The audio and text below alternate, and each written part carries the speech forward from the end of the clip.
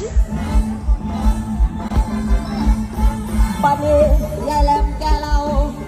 ผมยาวเสียขาวเก่าจังหมดเรียวแรงก็รังมีลูกคอยนั่งพัดเวเอาใจเป็นอาชีพที่ต้องใช้การโชว์ตั้งแต่เราโตยังหาดูกันเนี่ยนะเฮ้ยมาดัดแปลงกันแก้วแววสะใจถ้าจะดูก็ไปที่พัทยาพัทพุงเอาล่ะกลับขึ้นมาลองเพลงสักวันถามยังสิกิดขวาเด้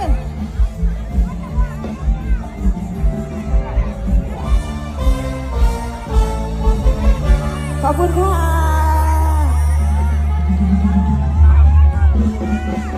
ตั๊กแตนบ้านมันประกอบก็ตั๊กแตนบ้านเฮาตั๊กแตนบ้านเฮานัวผงชูรสดีเป็นอะไร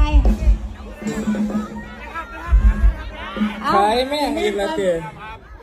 ขายแม่งเลยล่ะขอเป็นซับไพลเออร์นะคะสำหรับก็ว่าจะเป็นร้านทุเรียนร้านแม่งทอดไปนี่มันจะไปขายอย่างต่อเขาติดตามเบิ่งเจ้ากระสีขายน้ำเขาสมบัติเลยขอบคุณหลายๆค่ะขอบคุณหลายๆมันจะหอมดีเลยนะฮะคอยบ่เคยกินแม่งแซ่บแบบนี้จ้าเพียขออนุญาตให้แม่ถ้าเท่ากินตักกะเตียนทอดจะข้าวก่อนเอาให้ก่อนเจ้าไปยุ่ยทางข้างล่างมันหมดแล้วแม่ใหญ่โอ้ยมึงเบาดีๆได้หน่อยเด้อไปว่าแม่เจ้าเนี่ยนะเพื่อนกูก็ย้อนปานนั้นได้ขอบคุณมากนะคะได้ค่ะ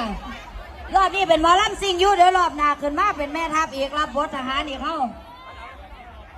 ขอบคุณทุกๆแรงใจที่มอบให้ด้วยนะคะพี่น้องมาเป็นคนกินตะกะแตนขอบคุณหลายๆจ้า